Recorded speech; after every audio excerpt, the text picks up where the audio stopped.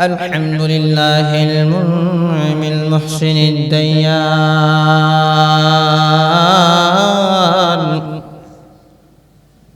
ذي الفضل والجود والإحسان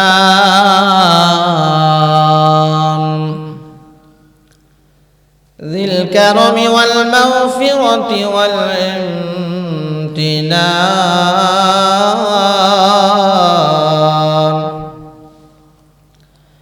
سبحان الله لا يحصى ثناؤه امتنانا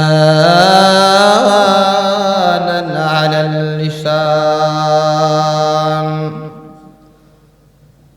الذي لا ضد له ولا ند له ولا مثل له ولا مثال له والذي قال في كلامه المجيد وفي فرقانه الحميد أعوذ بالله من الشيطان الرجيم بسم الله الرحمن الرحيم إن الله وملائكته يصلون على النبي يا أيها الذين آمنوا صلوا عليه وسلموا تسليما درود إبراهيم قرئ اللهم صل على محمد وعلى آل محمد كما صليت على إبراهيم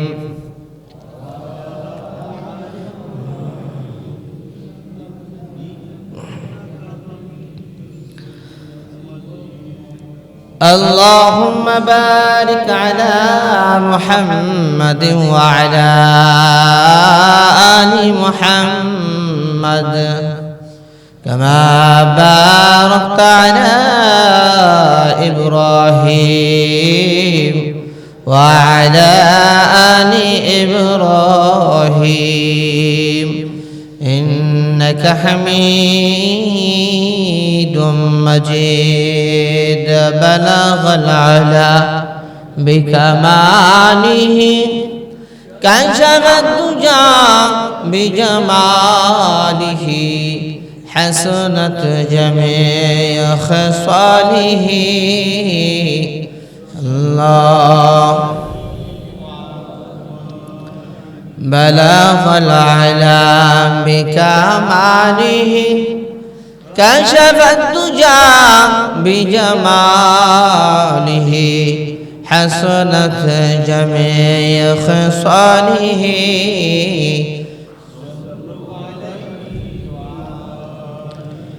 يا صاحب الجمال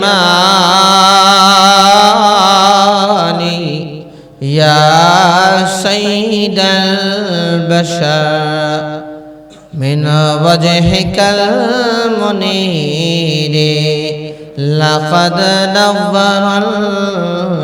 القمر لا يمكن الثناء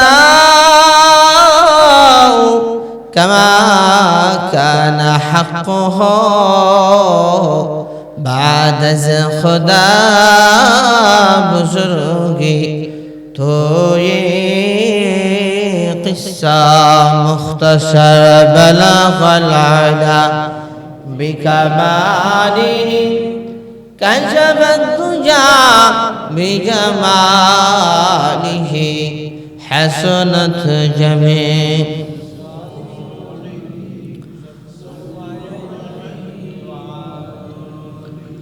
আলহামদুলিল্লাহ মহান আল্লাহ তাআলার দরবারে কালিমাতুশ শুকর আদায় করছি যে মহান আল্লাহ সুবহানাহু ওয়া তাআলা রমজানের আগ মুহূর্তে শাবান মাসের ৩ তারিখে জুমার দিনে আমাদেরকে মসজিদে আসার এবং বসার তৌফিক দিলেন। জবান খুলে দিল থেকে মন থেকে সবাই কালিমাতুশ শুকর আদায় করছি, আলহামদুলিল্লাহ রাব্বিল আলামিন। হুজুর সাল্লাল্লাহু আলাইহি ওয়াসাল্লাম রমজান মাস ছাড়া শাবান মাসে এত বেশি পরিমাণে রোজা রাখতেন। আম্মা জান আয়েশা রাদিয়াল্লাহু তাআলা আনহা বলেন, রমজান বাদে শাবান মাসের মতো এত বেশি নফল রোজা আমি হুজুর সাল্লাল্লাহু আলাইহি ওয়াসাল্লামকে আর রাখতে দেখি নাই। হুজুর সাল্লাল্লাহু আলাইহি ওয়াসাল্লামকে জিজ্ঞেস করা হলো যে ইয়া রাসূলুল্লাহ, আপনি শাবান মাসে এত বেশি কেন রোজা রাখেন? হুজুর সাল্লাল্লাহু আলাইহি ওয়াসাল্লাম বলেন, দেখো, এটা রমজানের আগের মাস। এই মাস থেকে মানুষ গাফেল থাকতে পারে। এই জন্য রমজানের প্রস্তুতি হিসাবে শাবান মাসে আমি বেশি বেশি রোজা রাখি। সুবহানাল্লাহ। আর শাবান মাস এমন একটা মাস, পুরা বছরের আমল শাবান মাসে আল্লাহ তাআলার সামনে উপস্থাপন করা হয়। বান্দার সমস্ত সারা বছরের আমল আল্লাহ তাআলার সামনে উপস্থাপন করা হয়। আর হুজুর সাল্লাল্লাহু আলাইহি ওয়াসাল্লাম বলেন, আমি চাই যে আমার আমল আল্লাহর সামনে পেশ করা হোক রোজাদার অবস্থায়। সুবহানাল্লাহ, আল্লাহু আকবার, আল্লাহু আকবার। এই জন্য হুজুর সাল্লাল্লাহু আলাইহি ওয়াসাল্লাম শাবান মাসে এত বেশি পরিমাণে রোজা রাখতেন। শাবান মাস যখন আসতো হুজুর সাল্লাল্লাহু আলাইহি ওয়াসাল্লাম একদম গনে গনে হিসাব করতেন এবং সাহাবীদেরকে বলতেন, তোমরাও গনে গনে হিসাব রাখো। সুবহানাল্লাহ। এই শাবান মাসের মধ্যেই আল্লাহ রাব্বুল আলামিন পবিত্র রজনী লাইলাতুন নিসফি মিন শাবান তথা শবে বরাত দিয়েছেন। যে রাতকে বলা হয় নিষ্কৃতির রাত, মুক্তির রাত। আল্লাহ তাআলা অসংখ্য অগণিত বনি আদমকে এই রাত্রে জাহান্নামের আগুন থেকে নিষ্কৃতি দিয়ে থাকে। শবে বরাত হইল সামনের মঙ্গলবারের পরের মঙ্গলবার। বলেন আলহামদুলিল্লাহ। ঘুমায় থাকেন, খালি মসজিদে এসে ঘুমায় থাকেন আর আলহামদুলিল্লাহ কয়েন না। মসজিদ তো ঘুমের জায়গা। মসজিদ কি ঘুমের জায়গা নাকি? হাদিসের মধ্যে আসছে, জুমার দিনে যারা 4টা কাজ করবে, বলেন কয়টা কাজ? একটু আগে আগে উঠবে, একটু আগে উঠবে জুমার দিন। গোসল করবে। কি করবে? গোসল করবে। উত্তম জামা কাপড় পরিধান করবে। পায়ে হেঁটে মসজিদে আসবে। কিসে হেঁটে মসজিদে আসবে? পায়ে হেঁটে মসজিদে আসবে এবং ইমাম সাহেবের কাছাকাছি বসার চেষ্টা করবে। মনোযোগ সহকারে কথাগুলো শুনবে। আল্লাহ সুবহানাহু ওয়া তাআলা তার প্রত্যেক কদমে কদমে, প্রতি কাইতে কাইতে 1 বছর নফল রোজা রাখার সওয়াব দিবেন। এবং সারা রাত নফল নামাজ পড়লে যে সওয়াব, সেই সওয়াব আল্লাহ তাআলা দিয়ে দিবেন।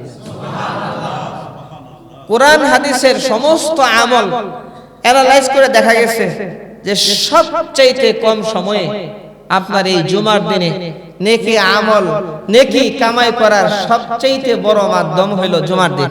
সুবহানাল্লাহ। প্রত্যেক কদমে যদি আপনার 1 বছর নফল রোজা রাখার সওয়াব পাওয়া যায় প্রতি কদমে, আবার সারা রাত যদি নফল ইবাদতের সওয়াব পাওয়া যায়, তাহাজ্জুদের সওয়াব পাওয়া যায়, তাই এক একটা কদমে এরকম যদি নেকি হয়, আপনার বাসা থেকে আসতে 100 কদম যদি লাগে, 100 কদম, তাহলে দেখেন কি পরিমাণে ইবাদতের সওয়াব। জোরে কন্না সুবহানাল্লাহ। আর জুমার দিন আমরা অবহেলায় কাটাই। অনেকে আছে অবহেলা, আছে না নাই? আসুন সবার পরে, বসুন সবার পিছনে এবং বের হবো সবার আগে, পাল্লাপাল্লি করে বের হবো। জুমার দিনের যে বাদাল জুমার সুন্নত আছে, এটাও পড়ার দরকার নাই। নাউজুবিল্লাহ। বাদাল জুমার সুন্নত যদি না পড়েন তাহলে এটা পড়বে কে? আল্লাহর কাছে কি জবাবদিহি করবে বলেন? কিছু মানুষ আছে জুমার নামাজ শেষ, বাদাল জুমার নামাজ পড়ার দরকার নাই, বের হবে তাড়াতাড়ি, প্রতিযোগিতা পাল্লা আসছে পরে বাইর হয় সবার আগে। আর সাহাবায়ে কেরামদের অভ্যাস ছিল আসতেন সবার আগে, বের হইতেন পরে। আরো জোরে কন্যা সুবহান, বলেন আল্লাহু আকবার। আল্লাহ রাব্বুল আলামিন আমাদেরকে এই নবীর উম্মত হিসেবে দুনিয়ার জমিনে প্রেরণ করেছেন, এটা আমাদের ভাগ্য। আল্লাহ রাব্বুল আলামিন আমাদের কিসমত দিয়েছেন, ভাগ্য দিয়েছেন। কত নবী রাসূলরা আল্লাহ রাব্বুল আলামিনের কাছে কত দোয়া করেছেন, আবেদন করেছেন, নিবেদন করেছেন। আল্লাহ রাব্বুল আলামিন কবুল করেন নাই ইল্লা ঈসা আলাইহিস সালাতু ওয়াস সালাম। কিন্তু আল্লাহ তাআলা আমাদেরকে আবেদন করা ছাড়া, নিবেদন করা ছাড়া, দরখাস্ত করা ছাড়া আল্লাহ রাব্বুল আলামিন শেষ নবীর উম্মত হিসেবে কবুল করেছেন। তাই নবীজি রেখে রেখে বলেন, আমার উম্মতেরা শুনো, আল্লাহ রাব্বুল আলামিন তোমাদেরকে শ্রেষ্ঠ উম্মত বানিয়েছেন। আর আল্লাহ রাব্বুল আলামিন ঘোষণা করেছেন, কুনতুম খায়রা উম্মাতিন উখরিজাত লিন-নাস।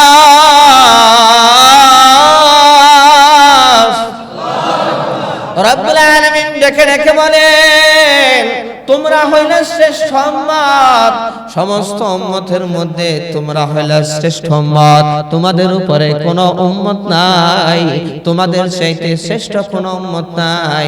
আমি আল্লাহ তাআলা তোমাদেরকে শ্রেষ্ঠ উম্মত বানাইছি। আমরা হইলাম শ্রেষ্ঠ উম্মত, আমাদের নবী হইলেন শ্রেষ্ঠ নবী। সুবহানাল্লাহ। হাদিসের মধ্যে আসছে, জুমার দিনে বেশি বেশি করে আমার উপর দরুদ পড়ো, আমার উপরে বেশি বেশি যদি দরুদ পড়ো, আল্লাহ রাব্বুল আলামিনের ফেরেশতা আমার সামনে সেই দরুদ শরীফ নিয়ে, আমার রওজা মুবারকে সেই দরুদ শরীফ নিয়ে হাজির হন। যখনই কোনো মানুষ দরুদ শরীফ পড়ে, দরুদ শরীফকে নেওয়ার জন্য সঙ্গে সঙ্গে ফেরেশতা হাজির হয়ে যায়।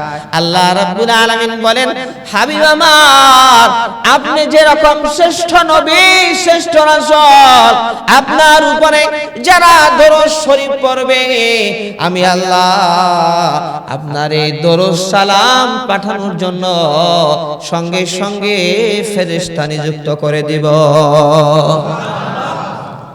যখন কেউ দরুদ শরীফ পড়ে, এই দরুদ শরীফ নিয়ে হুজুর সাল্লাল্লাহু আলাইহি ওয়াসাল্লামের রওজায় গিয়ে হাজির হয়ে যায় এবং বলতে থাকে, ইয়া রাসূলুল্লাহ, অমুক এলাকার অমুকের ছেলে অমুকে আপনার উপরে এতবার দরুদ শরীফ পড়ছে।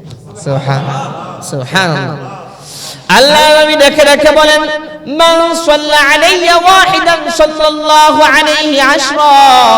আমার উপরে যেই ব্যক্তি একবার দরুদ শরীফ পড়লো, আল্লাহ রাব্বুল আলামিন তার উপর 10 বার রহমত নাজিল করেন। আল্লাহ তাআলা তার 10টি গুনাহ মাফ করে দেন। আল্লাহ রাব্বুল আলামিন তার 10টা মর্যাদা জান্নাতের মধ্যে বাড়ায়া দেন। দরুদ শরীফের এত ফজিলত, এত ফজিলত দরুদ শরীফের। দরুদ শরীফের মাধ্যমে আল্লাহ পেরেশানি দূর করে দেন। দরুদ শরীফের আমলের কারণে আল্লাহ সুবহানাহু ওয়া তাআলা রুজি রোজগারের অভাব অনটন দূর করে দেন। আল্লাহ নবী দেখে দেখে বলেন, যেই ব্যক্তি সকাল সন্ধ্যায় 10 বার করে দরুদ শরীফ পড়তে পারবে, নালাতহু শাফাতি ইলা ইয়াউমিল কিয়ামা, কাল কিয়ামতের দিন আমি নবীর সুপারিশ তার কাছে পৌঁছবে। আমি নবীর সুপারিশ তার কাছে পৌঁছবে। আল্লাহ রাব্বুল আলামিন বলেন, ইন্নাল্লাহা ওয়া মালাইকাতাহু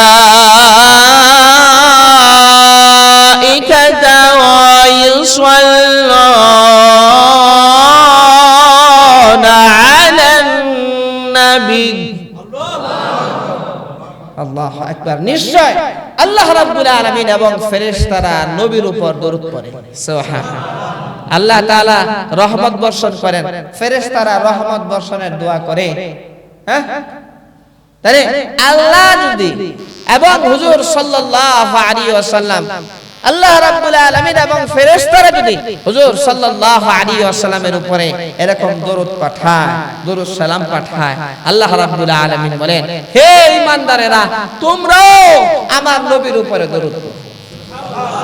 আর জোরে কন্না সুবহানাল্লাহ, বলেন আল্লাহু আকবার, বলেন সুবহানাল্লাহ, আলহামদুলিল্লাহ, লা ইলাহা ইল্লাল্লাহ, আল্লাহু আকবার, আল্লাহু আকবার। একটু জিকির করি, লা ইলাহা ইল্লাল্লাহ, লা ইলাহা ইল্লাল্লাহ,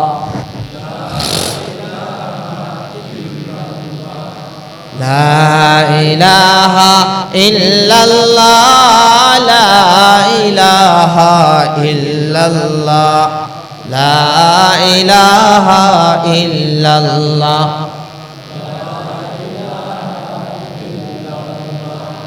লা ইলাহা ইল্লাল্লাহ, লা ইলাহা ইল্লাল্লাহ, লা ইলাহা ইল্লাল্লাহ, লা ইলাহা ইল্লাল্লাহ, লা ইলাহা ইল্লাল্লাহ,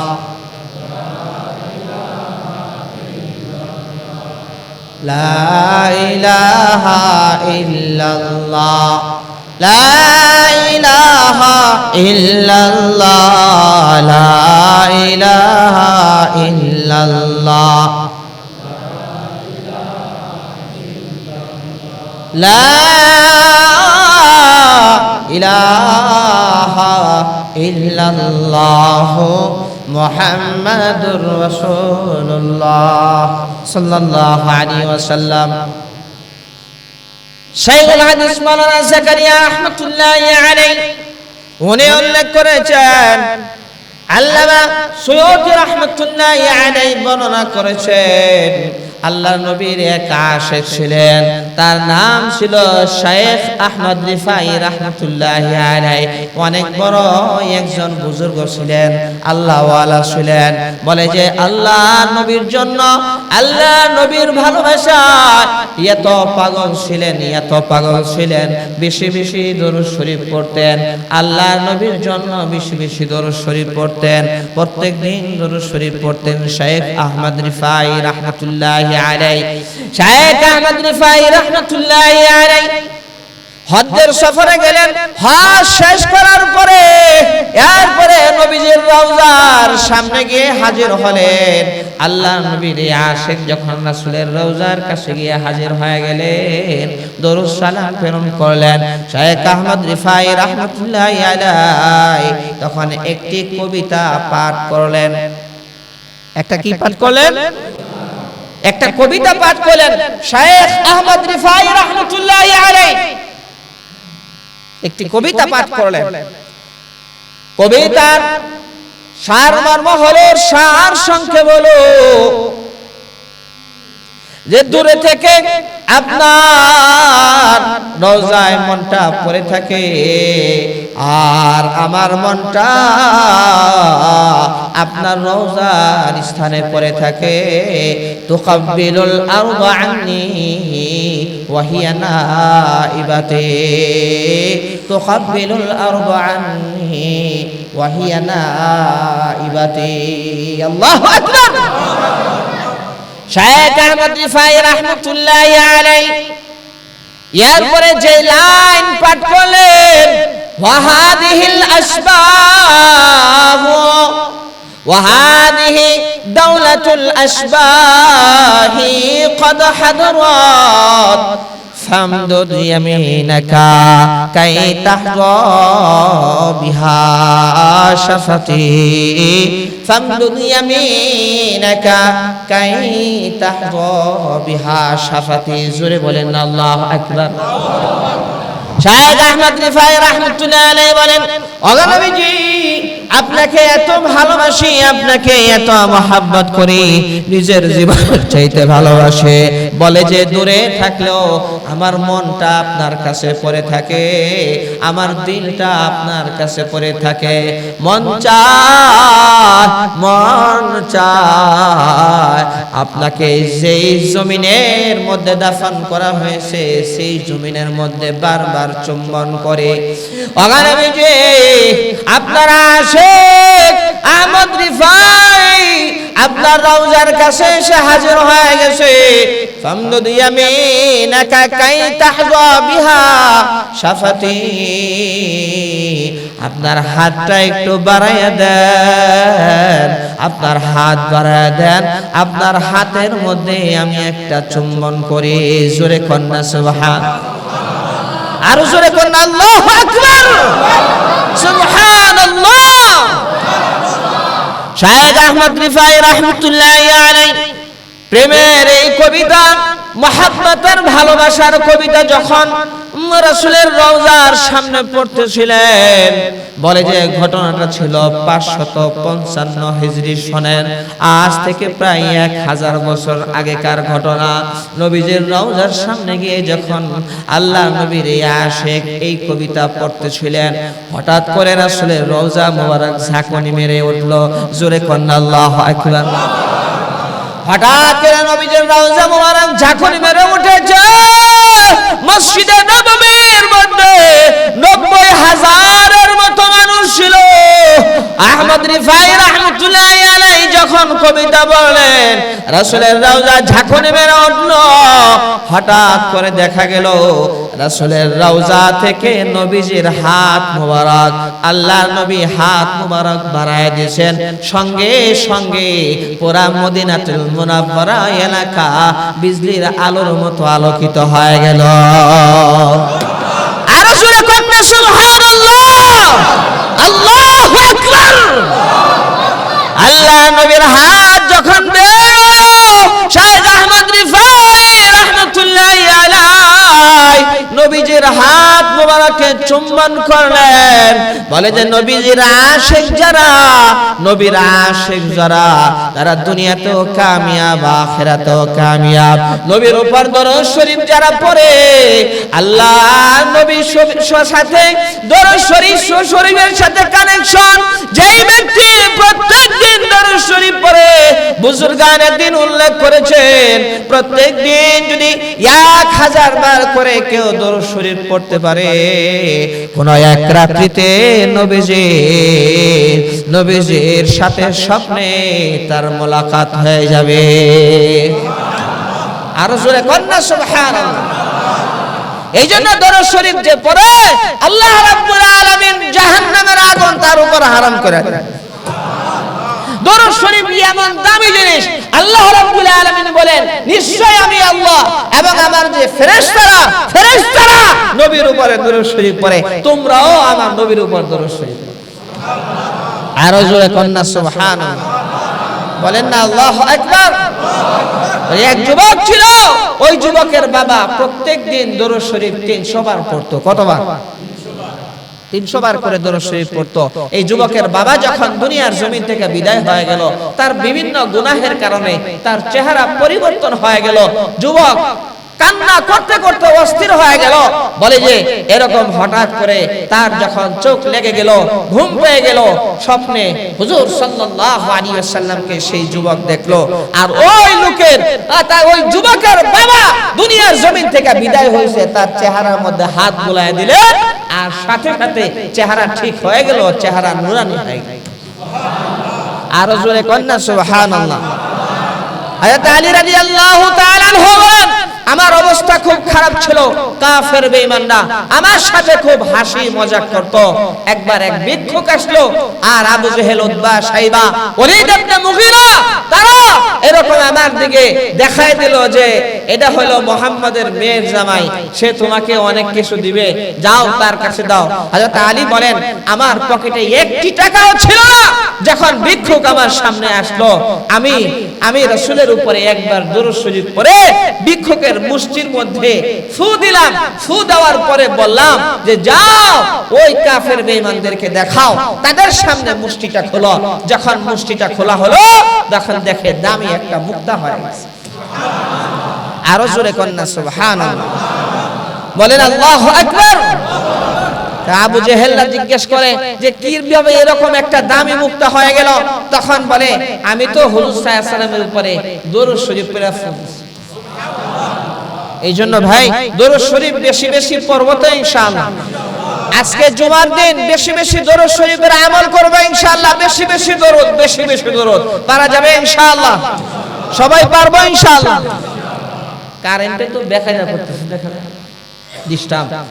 একটু জিকির করি, লা ইলাহা ইল্লাল্লাহ, লা ইলাহা ইল্লাল্লাহ, লা ইলাহা ইল্লাল্লাহ, লা ইলাহা ইল্লাল্লাহ, লা ইলাহা ইল্লাল্লাহ, লা ইলাহা ইল্লাল্লাহ, লা ইলাহা ইল্লাল্লাহ,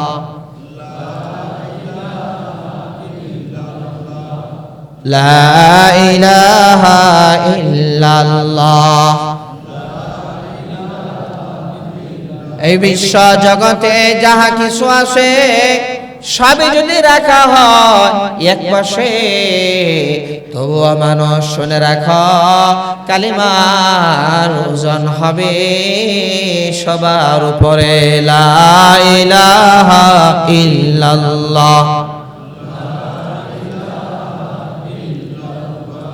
লা ইলাহা ইল্লাল্লাহ, লা ইলাহা ইল্লাল্লাহ, লা ইলাহা ইল্লাল্লাহ, লা ইলাহা ইল্লাল্লাহ, লা ইলাহা ইল্লাল্লাহ, লা ইলাহা ইল্লাল্লাহ মুহাম্মাদুর রাসূলুল্লাহ সাল্লাল্লাহু আলাইহি ওয়াসাল্লাম। সবাই বলি সাল্লাল্লাহু আলাইহি ওয়াসাল্লাম, সাল্লাল্লাহু আলাইহি ওয়াসাল্লাম। এটা হলো ছোট দরুদ, কেউ যদি পড়ে তার উপরে 10টা রহমত নাযিল হবে, 10টা গুনাহ মাফ হবে, 10টা মর্যাদা জান্নাতের মধ্যে বেড়ে যাবে। আল্লাহু আকবার। রাসূলের উপর দরুদ শরীফ পড়ার কত মর্যাদা। আল্লাহ রাব্বুল আলামিন আসমানের নিচে এই জমিনে আল্লাহর রাসূল সাল্লাল্লাহু আলাইহি সাল্লামের দাম হলো আল্লাহর পরে, আল্লাহর পরে রাসূলের দাম। সমস্ত নবী রাসূল দেখেন, আদম আলাইহিস সালাতু ওয়াস সালাম 1000 বছর হায়াত পাইছেন। জিবরাইল আলাইহিস সালাতু ওয়াস সালাম সমস্ত ফেরেশতাদের নেতা। জিবরাইল আলাইহিস সালাতু ওয়াস সালাম আদম আলাইহিস সালামের 1000 বছর হায়াতে জিন্দেগিতে মাত্র গেছে 12 বার।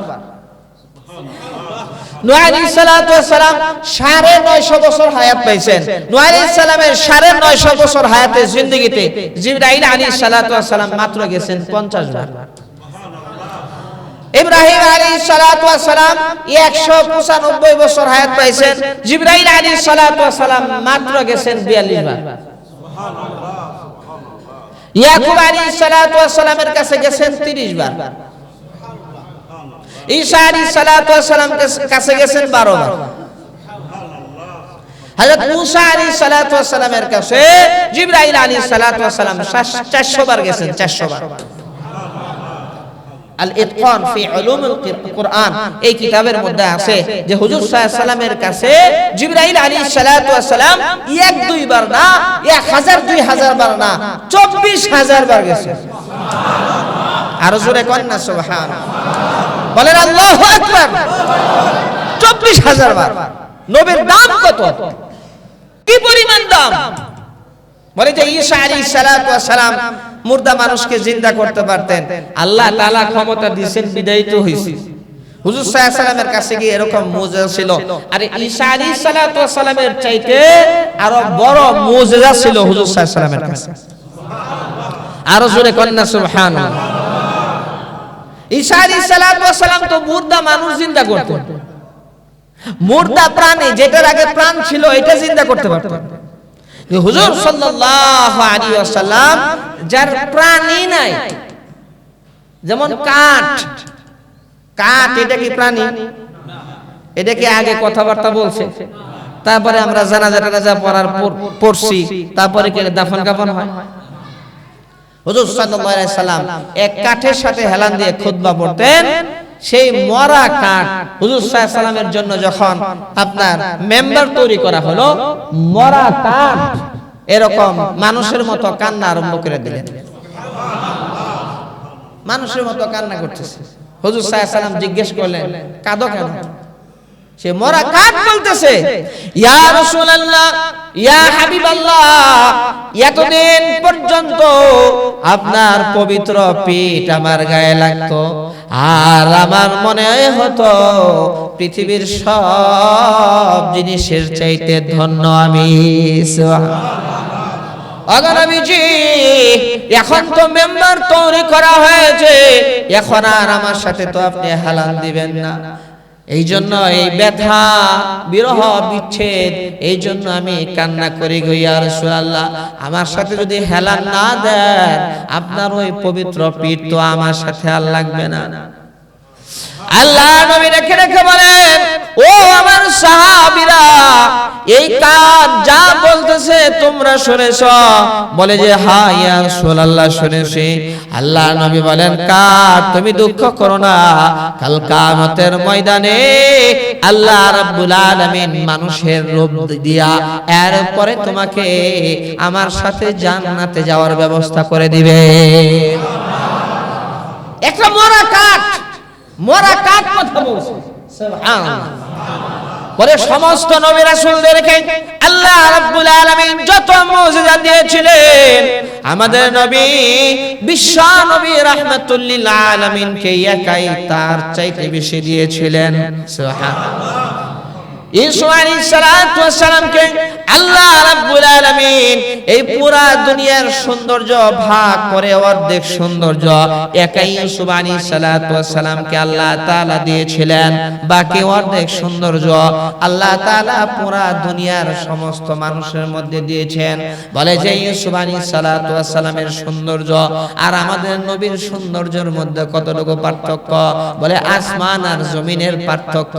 জোরে জোরে কন্যা সুবহানাল্লাহ।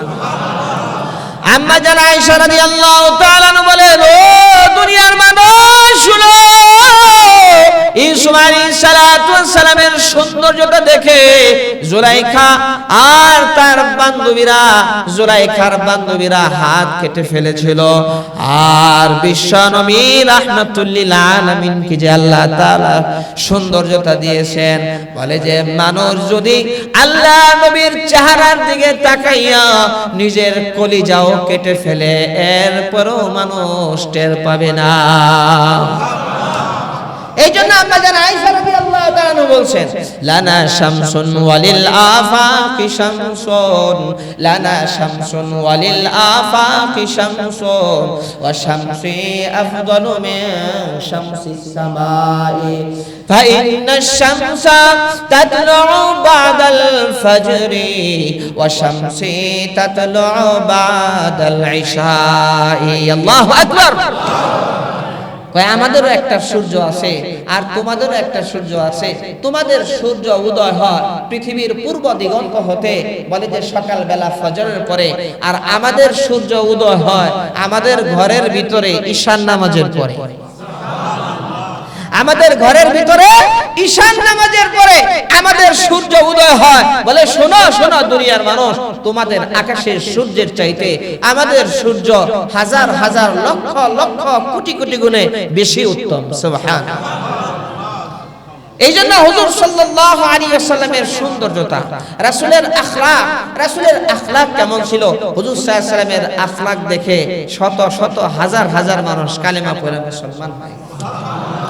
আর আমাদের আখলাক দেখেন, কাল কিয়ামতের ময়দানে সবচেয়ে আমলের মধ্যে দামি আমল হবে মানুষের আখলাক। সুবহানাল্লাহ। একটা মানুষের সাথে কথা বলবো, সুন্দর করে কথা বলি না, জারি দিয়া কথা কই, গরম হয়ে কথা বলি। বলে যে একটা মানুষের সাথে যখন মানুষ মুস্কি হাসি দিয়া কথা বলে, হুজুর সাল্লাল্লাহু আলাইহি সাল্লাম বলেন, আন তালকা আখাকা বিওয়াজহিন তালিকিন, তোমার আরেক ভাইয়ের সাথে যদি হাসি মুখে কথা বলো, এটাও তোমার আমলনামায় সদকার সওয়াব হবে। সুবহানাল্লাহ। মানুষের সাথে কথা বলবো, মানে এমন ভাব, এমন মেজাজ। সে কিছু মানুষ আছে চেহারার দিকে তাকায়ও কথা কইব না, এরকম আছে না নাই? সালাম দিলে একটা ভাব দেখাইবে, সালামের জবাবও ঠিক মতো নিবে না। আরে তুমি টাকা পয়সাওয়ালা হও, তুমি যত বড় ধনী হও না কেন, তোমাকে যদি সালাম দেয়, সালামের জবাব না দিলে ওয়াজিব তরকের গুনাহ হবে।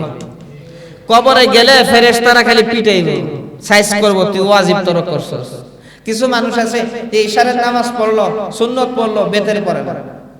আবার হ্যাঁ আলহামদুলিল্লাহ কিছু ভাইরা আছেন শেষ রাত্রে বেতের নামাজ পড়ে, শেষ রাত্রে পড়তে পারলে তো এটা অনেক উত্তম। সুবহানাল্লাহ, বেতের নামাজ যদি তাহাজ্জুদের পরে পড়তে পারে এটা অনেক ভালো। আর তাহাজ্জুদের আশা যদি রেখে বেতের নামাজই না পড়ে তাহলে তার ভয়াবহ অবস্থা হয়। এই যে কিছুক্ষণ আগে বললাম যে বাদাল জুমার নামাজ অনেকে আছে আমরা পড়ি না, কি বাদাল জুমার 4 রাকাত সুন্নাত নামাজ পড়তে হবে না? হবে না? এটা সুন্নতে মুআক্কাদা, পড়তেই হবে। আল্লাহ তাআলা আপনাকে ছাড় দিবেন, জুমার নামাজ 2 রাকাত, ওয়াজিব 2 রাকাত, জোহরের নামাজ 4 রাকাত, জুমার নামাজ 2 রাকাত।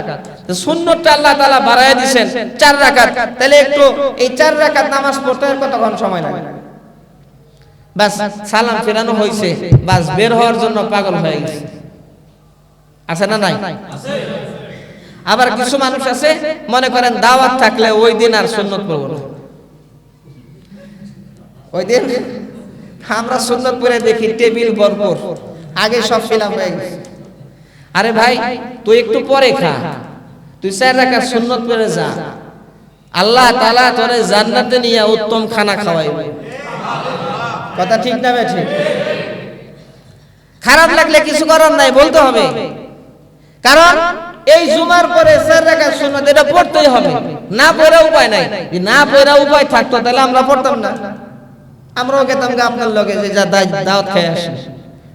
এইজন্য বাদাল জুমার সুন্নাত এটা কখনো ছাড়েন না, ইনশাআল্লাহ। মনে থাকবে না ইনশাআল্লাহ ভাই? ইনশাআল্লাহ। তো বলতেছিলাম, যেই কথাটা বলতেছিলাম যে দেখেন, এই জন্য ভাই হুজুর সাল্লাল্লাহু আলাইহি সাল্লামের দাম সবচাইতে বেশি, আর আখলাকের দাম কাল কিয়ামতের ময়দানে সবচাইতে বড় হবে। সুবহানাল্লাহ। আপনি হারাম ইনকাম করছেন, মানে হারাম ইনকাম, হাদিসের মধ্যে আসছে এরকম কথা।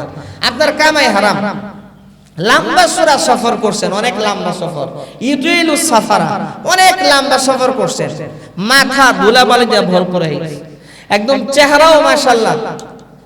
আগের যুগে যে সফর হইতো, উটের সফর, ঘোড়ার সফর, এই সমস্ত সফর কষ্টকর সফর ছিল। এখন না একটু আরাম, গাড়িতে বিমানে সফর একটু আরাম।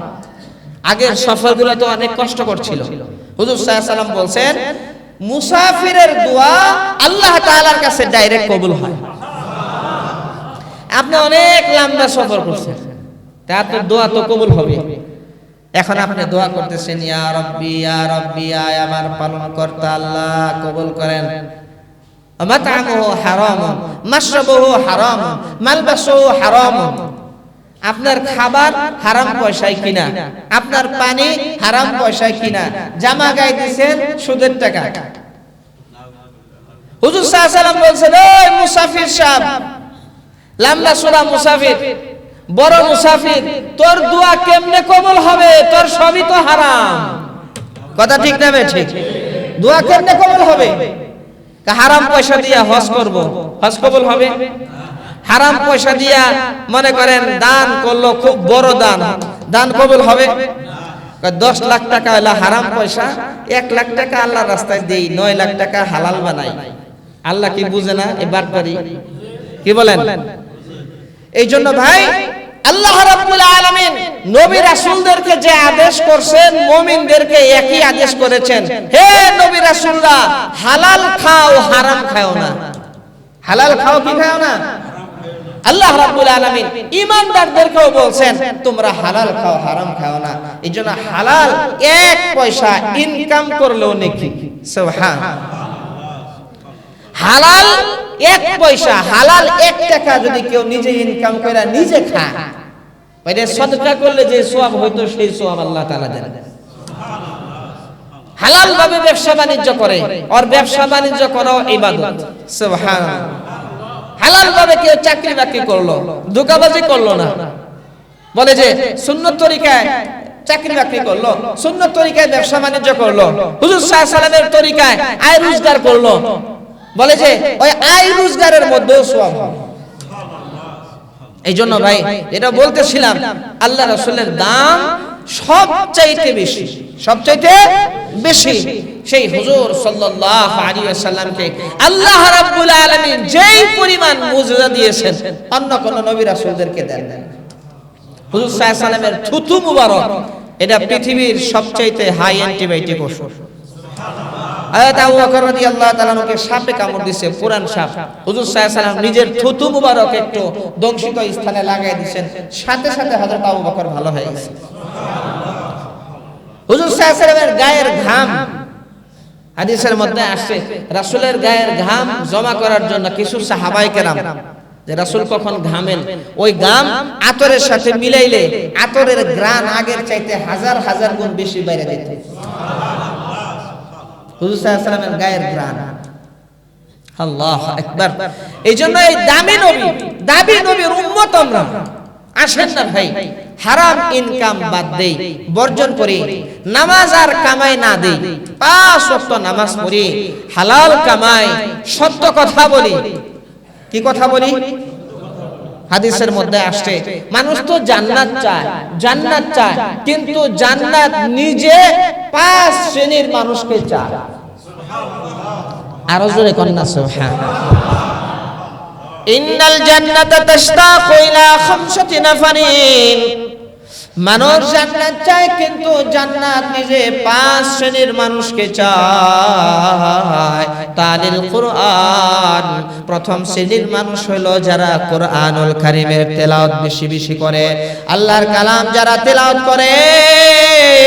জান্নাত বলে আল্লাহ আপনার কালাম যারা তেলাওয়াত করে, কুরআন যারা তেলাওয়াত করে, তাদেরকে আমার ভিতরে ঢুকায় দেন। হুজুর কোরআন পড়তে জানি না, শিখেন, শিখার চেষ্টা করেন। আমাদের মসজিদে কোরআন শিক্ষার ব্যবস্থা আছে, আসেন বসেন, কোরআন শিখার চেষ্টা করেন, 4 আনা পয়সা নেওয়া হবে না। হাদিস শরীফের মধ্যে ইরশাদ হয়েছে যারা কোরআন পড়ে প্রত্যেকটা হরফে 10টা করে নেকি তাদের আমলনামায় দেওয়া হয়। কিন্তু যারা কোরআন পড়তে জানে না, কোরআনুল কারীম শেখার চেষ্টা করে, ওয়াতাতাও কষ্ট হয়, শাকুন কষ্ট হয়, আইন উচ্চারণ করতে পারে না, কফ উচ্চারণ করতে পারে না, বারবার তাদেরকে মস্ক করে দেওয়া হয়, বারবার কষ্ট করতে থাকে। আল্লাহ নবী বলেন আজরন, তোমার জন্য আল্লাহ তাআলা এক একটা হরফে 20টা করে নেকি দিয়ে দিবে। যারা পড়তে পারে তাদের জন্য হলো 10 নেকি, যারা পড়তে পারে না শিখার চেষ্টা করে, আল্লাহ সুবহানাহু ওয়া তাআলা এক একটা হরফে 20টা করে নেকি দিবে। এই জন্য ভাই শিখার চেষ্টা করে ইনশাআল্লাহ, নাকি করে ইনশাআল্লাহ। কোরআনের শিক্ষার্থী হয়ে দুনিয়ার জমিন থেকে বিদায় হয় তাহলে কামিয়াব। কোরআনের শিক্ষার্থী হয়ে দুনিয়ার জমিন থেকে বিদায়। জান্নাত 5 শ্রেণীর মানুষকে চায়। 1 নম্বর হলো যারা কোরআনুল কারীমের তেলাওয়াত করে, ওয়া হাফিজুল লিসান। আর দ্বিতীয় হলো ওই সমস্ত মানুষ যারা তাদের জবানকে হেফাজত করে, এই জবান দিয়ে মিথ্যা কথা বলে না, গালিগালাজ করে না, এই জবান দিয়ে মানুষকে কষ্ট দেয় না, গীবত শিকায়ত করে না। কিছু মানুষ আছে সারাদিন ঘুরবে, 4 দোকানে বসবে আর গীবত করতে থাকবে। কথা ঠিক না বেটি? আল গীবাতু আশাদ্দু মিনাজ জিনা। তুমি যে গীবত করলা, গীবত করা জিনার চাইতে আরো ভয়াবহ, গীবত করা জিনার চাইতে আরো মারাত্মক গুনাহ। এই জন্য তোমার জবানকে হেফাজতে রাখো, তোমার জবানকে হেফাজত করো, আল্লাহর তরে জান্নাত তোমার জন্য রেডি। জান্নাত বলে আল্লাহ ও জবানকে হেফাজত করেছে, ওকে আমার ভিতরে ঢুকায় দাও। 2 নম্বর হলো যারা জবানের হেফাজত করে। আমি আবার জিজ্ঞেস করব এই 5টা কি, এইজন্য মনে রাখেন ইনশাআল্লাহ। আমুতিমিল জিয়ান, তিন নম্বর হলো যারা ক্ষুধার্ত তাদেরকে খাবার খাওয়ায়, এই শ্রেণীর মানুষদের জন্য আল্লাহর তৈরি জান্নাত রেডি। সুবহানাল্লাহ। অবসিল উরিয়ান, চার নম্বর হলো যারা বস্ত্রহীনকে বস্ত্র দেয়, ওই গরিব অসহায় মানুষ যারা শীতকালে এরকম একটা জামা কিনতে পারলো না, একটা জ্যাকেট কিনতে পারলো না, কম্বল কিনতে পারলো না, বলে তাদেরকে দেখে দেখে বেছে বেছে তাদেরকে দেয়। আল্লাহ নবী ডেকে ডেকে বলেন তাদের জন্য আল্লাহর তৈরি জান্নাত রেডি। ওমান সাল্লা আলা হাবিবির রহমান, আর পঞ্চম হলো যারা নবীজির উপর দরুদ শরীফ পড়ে তাদের জন্য আল্লাহর জান্নাত। আল্লাহ রাব্বুল আলামিনের কাছে বলে আল্লাহ আপনার রাসূলের উপরে যারা দরুদ শরীফ পড়ে তাদেরকেও আমার মধ্যে ঢুকায় দেয়। কয় শ্রেণী? এক নম্বরে কি? যারা কোরআন তেলাওয়াত করে। দুই নম্বরে কি? জবানের হেফাজত করে। তিন নম্বরে কি ভাই? ক্ষুধার্তকে খাবার খাওয়ায়। আর চার নম্বরে বস্ত্রহীনকে বস্ত্র দেয়। পাঁচ নম্বরে যারা বেশি বেশি দরুদ শরীফ পড়ে। এই পাঁচ শ্রেণীর মানুষদের জন্য আল্লাহর জান্নাত রেডি। সুবহানাল্লাহ। মানুষ জান্নাত চায়, আর জান্নাত হলো এই পাঁচ প্রকারের মানুষকে চায়। দরুদ শরীফ পড়ব তো ইনশাআল্লাহ, এই জবানের হেফাজত করব তো নাকি একটু আড়াল হইলে গীবত শুরু করে দেব, অমুকে ভালো না, তমুকে ভালো না, দুনিয়ার ভালো আমি একা। এর মানে হলো অমুকে ভালো না, তমুকে ভালো না, ওই যে অমুক তমুক, হ্যাঁ আমি একা সবচেয়ে ভালো, সবচেয়ে ভালো হয়। এর অর্থ তো এই জন্য বলে গীবত হইলো গীবাতের মতো, খুব মজা লাগে। গীবত করতে খুব কি লাগে? খুব মজা লাগে। কিন্তু এইটার যে ফল মানুষ কষ্ট করে ইবাদত করে, আর গীবতের মাধ্যমে নিজের ইবাদত আরেকজনকে দেয়। কন্না নাউজুবিল্লাহ। আপনি কষ্ট করে নামাজ পড়লেন, রোজা করলেন, দান করলেন, সদকা করলেন, আরেকজনের নামে গীবত করে আপনার সওয়াব সব তারে পাঠিয়ে দেন। আল্লাহ রাব্বুল আলামিন আমাদের সবাইকে হেফাজত করেন, বলি আমিন। আজকে শাবানের কত তারিখ ভাই? শবে বরাত কবে? সামনের মঙ্গলবারের পরের মঙ্গলবারে। আর এই শাবান মাসে বেশি বেশি রোজা রাখবো ইনশাআল্লাহ, একবারে শাবানের 27 তারিখ পর্যন্ত। আবার রমজানের 2-3 দিন আগে থেকে রোজা ছেড়ে দেব। এর আগ পর্যন্ত বেশি বেশি রোজা রাখার চেষ্টা করব, রমজানের প্রস্তুতি হিসাবে নাকি ইনশাআল্লাহ। আর গনে গনে হিসাব করে রাখবো, আর মাত্র এতদিন। দেখেন না পত্র পত্রিকার বিভিন্ন অ্যাডভার্টাইজে, আর মাত্র 30 দিন, আর মাত্র 50 দিন, আর মাত্র 100 দিন বিশ্বকাপ খেলার বাকি, আর মাত্র 100 দিন। মনে আছে তো?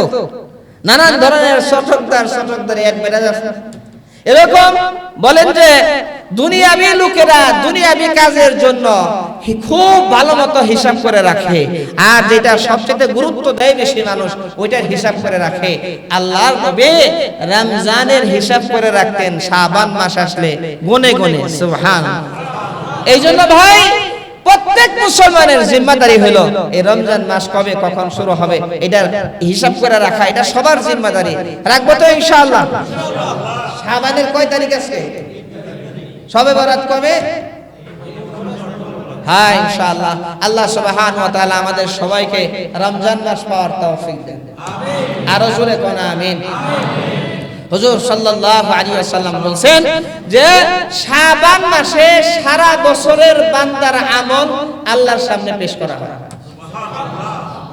প্রত্যেক দিন সকাল সন্ধ্যায় আল্লাহর সামনে বান্দার আমল পেশ করা হয়। আর সপ্তাহে সোমবার বৃহস্পতিবার আল্লাহর সামনে আমল পেশ করা হয়। আর বাৎসরিক আল্লাহর সামনে এই শাবান মাসে আমল পেশ করা হয়। জোরে কন্না সুবহানাল্লাহ। হুজুর সাল্লাল্লাহু আলাইহি ওয়াসাল্লাম বলেন, আমি চাই আমার আমল আল্লাহ তাআলার সামনে রোজা অবস্থায় পেশ করা হোক। সুবহানাল্লাহ। এই জন্য এই শাবান মাসে বেশি বেশি রোজা রাখবো, দোয়া করবো আল্লাহ রমজান পর্যন্ত পৌঁছায় দেন, বলেন আমিন। ভাই মসজিদের জন্য যে যা নিয়ে